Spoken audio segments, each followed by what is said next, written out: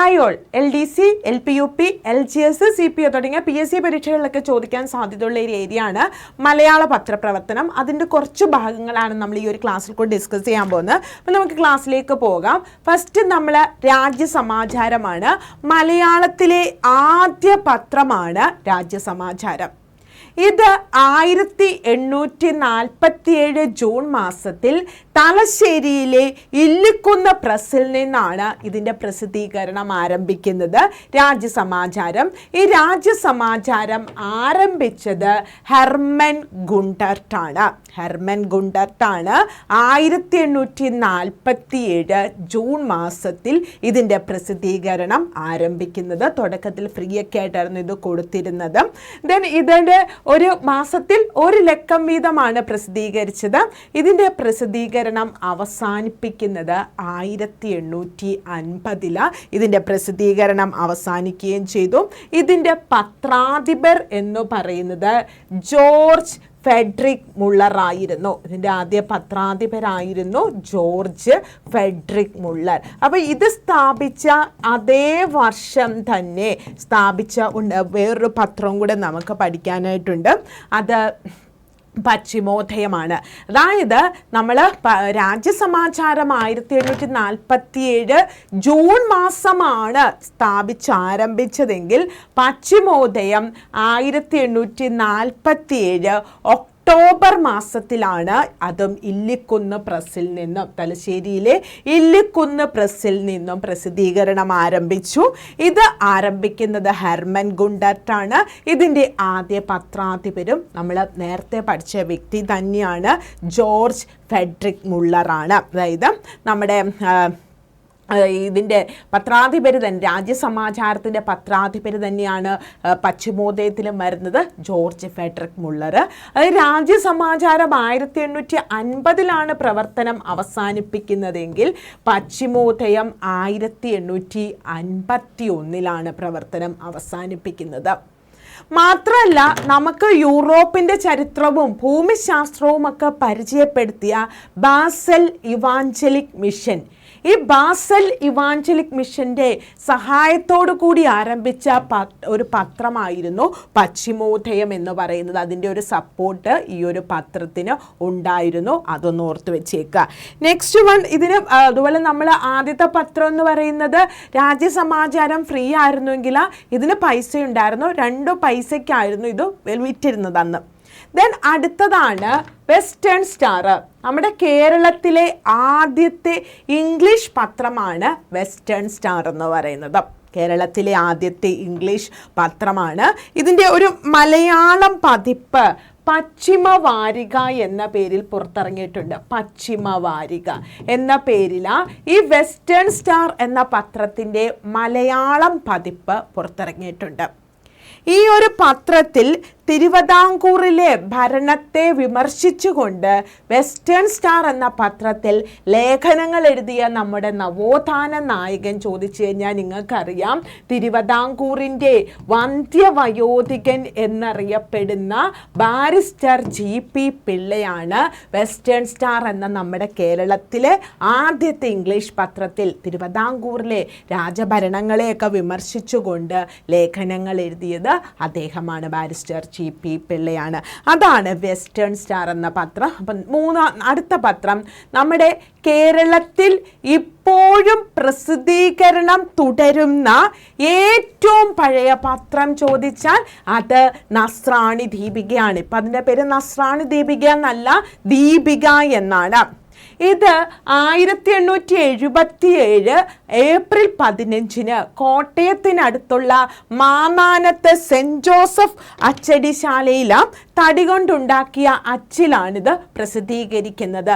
ഇത് തുടക്കകാലത്ത് നമ്മുടെ കേരളത്തിൽ ഇപ്പോഴും പ്രസിദ്ധീകരണം തുടരുന്ന ഏറ്റവും പഴയ പത്രമാണ് ദീപിക.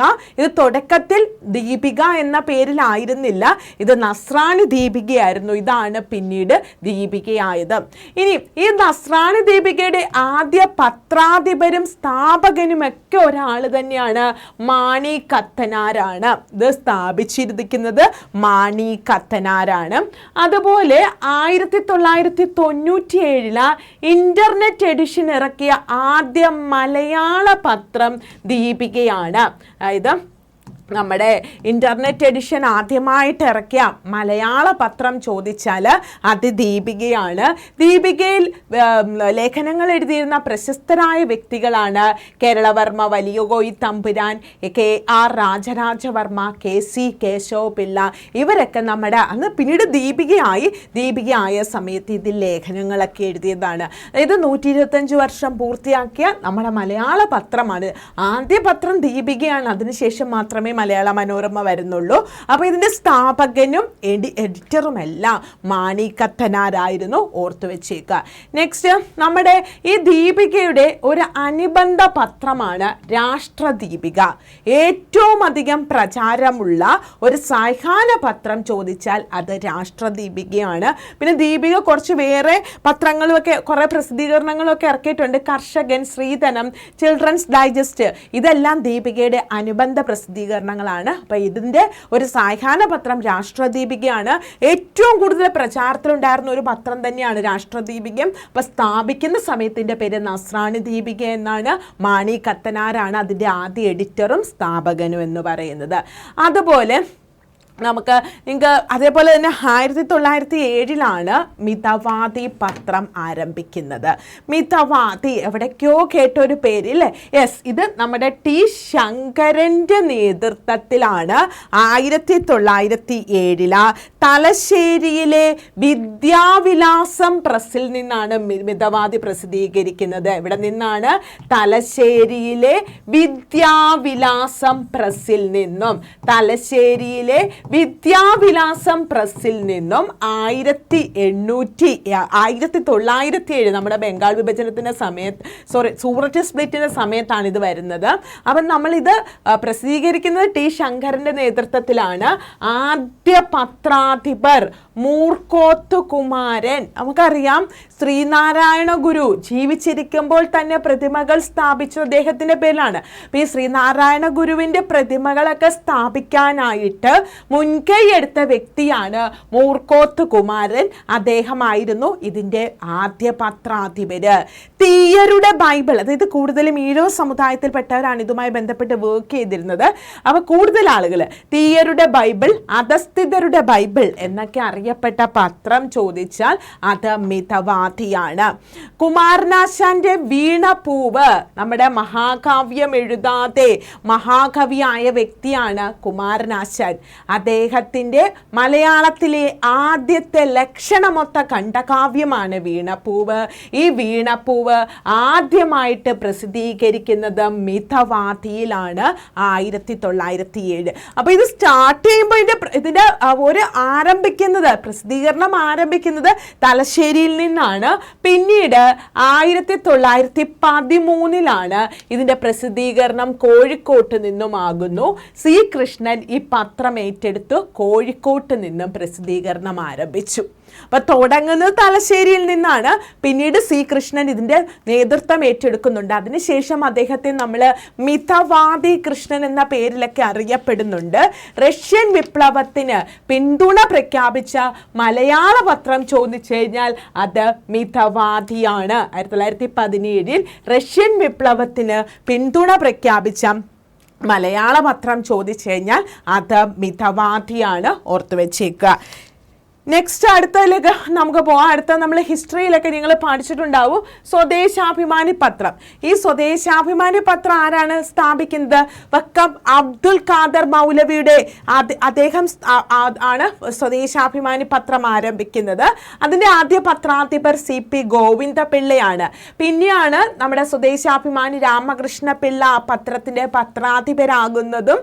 അദ്ദേഹം അന്നത്തെ ദിവാനായിരുന്ന P. രാജഗോപാലാചാര്യ ആചാര്യയുടെ പ്രവർത്തനങ്ങളെയൊക്കെ വിമർശിച്ച് പത്രത്തിൽ എഴുതിയതിൻ്റെ ഭാഗമായിട്ടാണ് നമ്മുടെ ഇദ്ദേഹത്തെ നാട് കടത്തുകയും ചെയ്യുന്നത് സ്വദേശാഭിമാനി രാമകൃഷ്ണ പിള്ളை. അപ്പോൾ സ്വദേശാഭിമാനി പത്രം സ്ഥാപിച്ചത് വക്കം അബ്ദുൽ ഖാദർ മൗലവിയാണ്. മുസ്ലിം നവോത്ഥാനത്തിൻ്റെ പിതാവും ഒക്കെയാണ് വക്കം അബ്ദുൽ ഖാദർ മൗലവി. പിന്നീട് ആ പത്രത്തിൻ്റെ സ്ഥാപക പത്രാധിപർ CP ഗോവിന്ദപിള്ളയാണ്. പിന്നെയാണ് നമ്മുടെ രാമകൃഷ്ണ പിള്ള അതിൻ്റെ പത്രാധിപരായിട്ടൊക്കെ വരുന്നതും അദ്ദേഹത്തെ അന്നത്തെ തിരുവിതാംകൂർ ദിവാനായിരുന്ന രാജഗോപാലാചാര്യയുടെ പ്രവർത്തനങ്ങളെയൊക്കെ വിമർശിച്ചതിൻ്റെ പേരിൽ നാട് കടത്തുകയും ചെയ്യുന്നത്.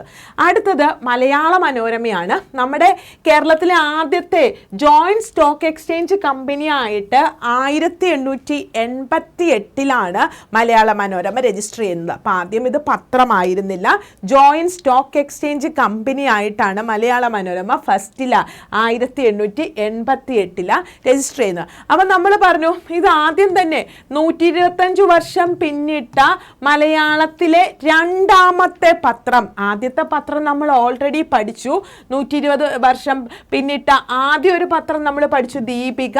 ഇത് രണ്ടാമത്തെ പത്രം. മലയാള മനോരമ ആദ്യമായി പ്രസിദ്ധീകരിക്കുന്നത് 1890 മാർച്ച് മാസം 22-ാം തീയതിയാണ്.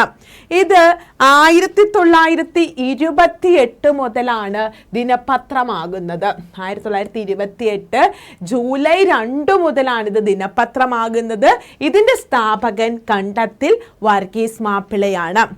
ഇനി ഈ മലയാള മനോരമയ്ക്ക് ഈ ഒരു പേര് സജസ്റ്റ് ചെയ്തത് കേരളവർമ്മ വലിയ കോയി തമ്പുരാനാണ്. മലയാള മനോരമയ്ക്ക് ഈ ഒരു പേര് സജസ്റ്റ് ചെയ്തിരിക്കുന്നത് കേരളവർമ്മ വലിയ കോയി തമ്പുരാനാണ്. വലിയ കോയി തമ്പുരാനാണ് ഇതിന് മലയാള മനോരമ എന്നൊരു പേര് ഇതിന് സജസ്റ്റ് ചെയ്തിരിക്കുന്നത്.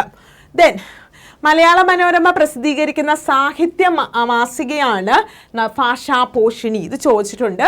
മലയാള മനോരമ പ്രസിദ്ധീകരിക്കുന്ന സാഹിത്യ മാസിക ചോദിച്ചു കഴിഞ്ഞാൽ ഭാഷാപോഷിണിയാണ്. ഈ രാജമുദ്ര തന്നെ ചെറിയ വ്യത്യാസങ്ങളോടൊക്കെ നിങ്ങൾക്ക് വേണമെങ്കിൽ ആദർശമുദ്രയായിട്ട് മലയാള മനോരമ പത്രത്തിൽ ഉപയോഗിക്കാനായിട്ട് ശ്രീമൂലം തിരുനാൾ അനുമതിയൊക്കെ കൊടുക്കുകയുണ്ടായി. അടുത്തതാണ് പ്രഭാതം പത്രം. കേരളത്തിലെ കോൺഗ്രസ് സോഷ്യലിസ്റ്റ് പാർട്ടിയുടെ ആദ്യ പത്രമാണ് പ്രഭാതം. അതായത് കോൺഗ്രസ് കമ്മ്യൂണിസ്റ്റ് പാർട്ടി നമ്മുടെ ഇവിടെ ഫോം ചെയ്യുമ്പോൾ തുടക്കത്തിൽ ഇത് കമ്മ്യൂണിസ്റ്റ് പാർട്ടി എന്നല്ല അറിയപ്പെടുന്നത്.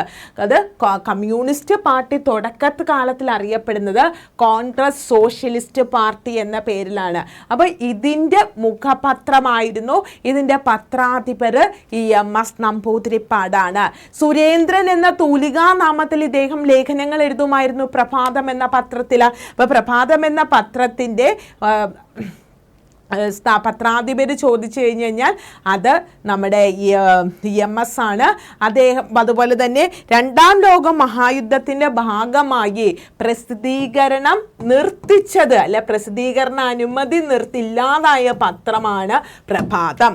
അതായത് സെക്കൻഡ് വേൾഡ് വാറിൻ്റെ സമയത്താണ് നമ്മുടെ കേരളത്തിൽ ബ്രിട്ടീഷുകാർക്കെതിരെ നമ്മുടെ കേരളത്തിൽ കമ്മ്യൂണിസ്റ്റ് പാർട്ടിയുടെ നേതൃത്വത്തിൽ നടക്കുന്ന ആദ്യ സമരം മൊറാഴയാണ്. അപ്പോൾ ഈ മൊറാഴ സമരം നടക്കുന്ന അത് ഇവർ നമ്മുടെ ബ്രിട്ടീഷുകാരെയൊക്കെ കുറ്റപ്പെടുത്തുകയൊക്കെ ചെയ്തു. അപ്പോൾ അതിൻ്റെയൊക്കെ ഭാഗമായിട്ട് 2ാം ലോക മഹായുദ്ധവുമായി ബന്ധപ്പെട്ട് കേരളത്തിൽ പ്രസിദ്ധീകരണം നിർത്തിയ പത്രം ചോദിച്ചാൽ അത് പ്രഭാതമാണ്. നമ്മുടെ കോൺഗ്രസ് സോഷ്യലിസ്റ്റ് പാർട്ടി, അന്ന് കമ്മ്യൂണിസ്റ്റ് പാർട്ടി എന്ന പേരിലല്ല ഇത് അറിയപ്പെടുന്നത്, കോൺഗ്രസ് സോഷ്യലിസ്റ്റ് പാർട്ടിയാണ്. അതിൻ്റെ സ്ഥാപകനായിരുന്നു EMS നമ്പൂതിരിപ്പാട്. പത്രാധിപരാണ് EMS നമ്പൂതിരിപ്പാട്. നെക്സ്റ്റ് വൺ വളരെ ഇമ്പോർട്ടൻ്റ്, കേരളത്തിൻ്റെ വന്ധ്യവയോധികൻ KP കേശവ മേനോൻ. കേരളത്തിൻ്റെ വന്ധ്യവയോധികൻ KP കേശവ മേനോൻ ഗാന്ധിജിയുടെ യങ് ഇന്ത്യയുടെ മാതൃകയിൽ ആരംഭിച്ച പത്രമാണ് മാതൃഭൂമി. ഈ മാതൃഭൂമി തുടക്കുമ്പോൾ പത്രമായിട്ടല്ല തുടങ്ങുന്നത്. ഇതിൻ്റെ പ്രസിദ്ധീകരണം 1923 മാർച്ച് 15 ആരംഭിക്കുന്നുണ്ട്. പക്ഷേ 1930 ഇത് നമ്മുടെ ദിനപത്രമായിട്ട് മാറുന്നത്. കോഴിക്കോട് എന്ന പ്രസിദ്ധീകരണം 1930 ഏപ്രിൽ 6 മുതൽ ഇത് ദിനപത്രമായിട്ട് മാറുന്നു. അടുത്തതാണ് കേരള കൗമുദി. കേരള കൗമുദി നിങ്ങൾ കേട്ടിട്ടുണ്ടാവും.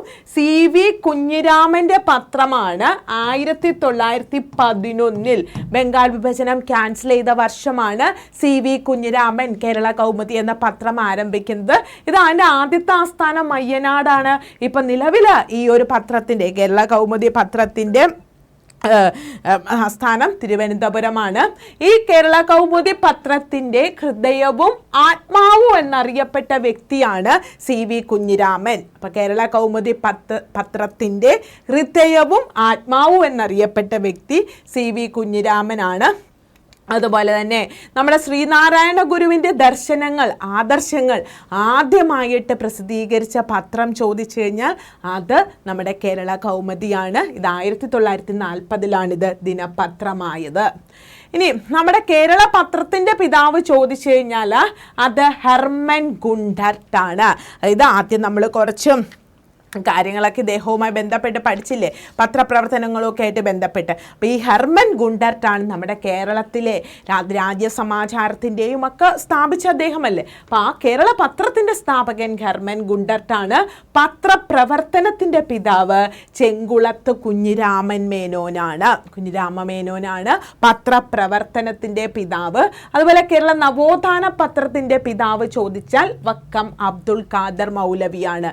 സ്വദേശാഭിമാനി പത്രത്തിന്റെ സ്ഥാപകനാണ് വക്കം അബ്ദുൽ ഖാദർ മൗലവി. അദ്ദേഹം കേരള നവോത്ഥാന പത്രത്തിന്റെ പിതാവാണ്.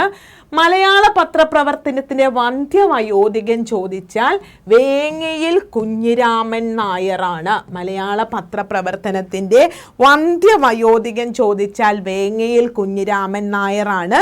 ഇദ്ദേഹത്തെ വടക്കൻ കേസരി എന്നറിയപ്പെടുന്നുണ്ട്. കേസരി ചോദിച്ചാൽ അത് A ബാലകൃഷ്ണ പിള്ളയാണ്. കേസരി എന്ന് അറിയപ്പെടുന്നത് A ബാലകൃഷ്ണ പിള്ള.